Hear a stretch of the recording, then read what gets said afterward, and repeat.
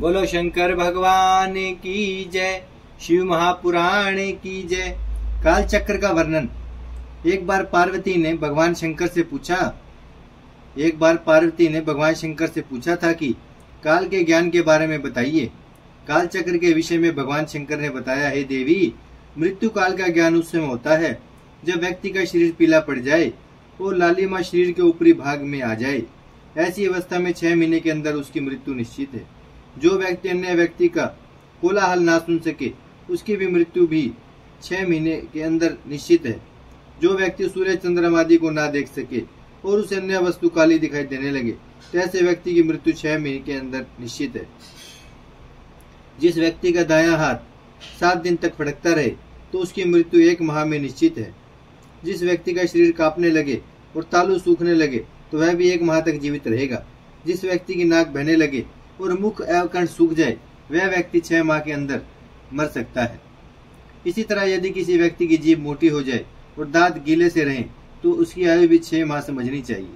जिस व्यक्ति को अपना प्रतिबिंब दर्पण में और जल में दिखाई देना बंद हो जाए या विकृत रूप में दिखाई दे, उस व्यक्ति की भी आयु 6 माह समझनी चाहिए।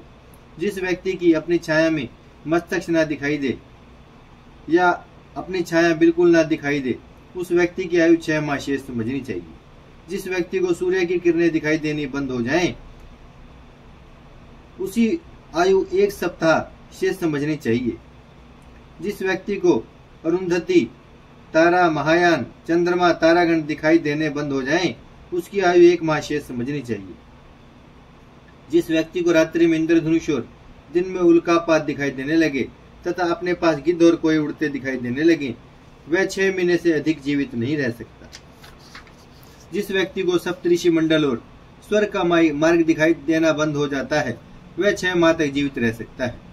जिस व्यक्ति को नीले रंग की मक्खियां घेरने लगे, उसकी आयु 1 माह शेष समझनी चाहिए। किसी व्यक्ति को अपनी मृत्यु तिथि जाननी हो तो वह स्नान करके दूध और सुगंधित फूलों को दोनों हाथों में लेकर मसलना चाहिए। उस समय उसके मन में शुभ विचार होने चाहिए। इसके बाद प्रतिपदा से तिथियों की गणना प्रारंभ करे। हाथों को संपुटाकार कर ले। पूर्व दिशा में मुंह करके 108 बार नवाक्षर मंत्र का जाप करे। हाथ के पोरों को बार बार देखते रहे। जिस पोर में भ्रम के समान चिन्ह दिखाई दे, उसी पोर की गणना कर्मश करे तथा उस तिथि को अपनी मृत्यु तिथि समझे। काल चक्र के निवारण का उपाय। पार्वती जी शिव जी से बोली, है नाथ, आपने काल चक्र का तो वर्णन कर दिया, अब इस काल चक्र से बचने का भी उपाय बताइए। शिव जी ने कहा, हे देवी, मैं तुम्हें प्राणियों के हित के लिए काल चक्र से बचने का उपाय बताता हूँ। जब पंचभूतों पृथ्वी, जल, वायु, आकाश और तेज का संयोग होता है, तभी इस भौतिक शरीर की उत्पत्ति होती है। इन पंचभूतों में आकाश व्यापक रूप से है, उसमें सभी वस्तुएं लीन हो जाती हैं। पार्वती जी बोली, हे प्राणनाथ, उस घोर कराल रूप काल को तो आपने भस्म कर डाला। इसके बाद उसके द्वारा आपकी स्तुति करने पर प्रसन्न हुए, तब वह अपनी प्रकृति में शिथिल हुआ। अब वह काल किस तरह मारा जा सकता है, उसको जीतने का कोई उपाय बताइए। शिव जी बोले, हे प्राणेश्वरी, आपको यह तो ज्ञात है कि यह शरीर पंच भौतिक पदार्थों से निर्मित है। उन्हीं पंचभूतों में इसका विलय होता है। आकाश से वायु उत्पन्न होती है, वायु से तेज, तेज से जल और जल से यह पृथ्वी। जल के 4, तेज के 3, वायु के 2 और आकाश का एक ही गुण है। गुण तो केवल शुभ, स्पर्श, रूप, रस, गंध ये 5 ही हैं। इनमें कर्मश एक के गुण कम होता जाता है। योगीजन इन्हीं गुणों को जीतने का विचार करते हैं। अनश्वर मुक्ति का कारण तो यह शब्द रूप ब्रह्मा है। जब योगी को अभ्यास के द्वारा ज्ञान प्राप्त हो जाता है, तब उस परम सुख की प्राप्ति होती है। इस तत्व को न जानने वाले व्यक्ति ही काल के चुंगल में फंसते हैं। इस तत्व का ज्ञान हो जाने पर मुक्ति हो जाती है।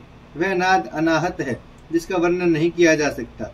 इस अनाहत नाद से 9 शब्द उत्पन्न होते हैं, जिसके नाम है घोष, कास्य, श्रृंग, घंटा, वीणा, वंशज, दुंदुभी, शंख तथा मेघ गर्जन। मनुष्य 9 नाद का त्याग करे और तुकार शब्द का अभ्यास करे।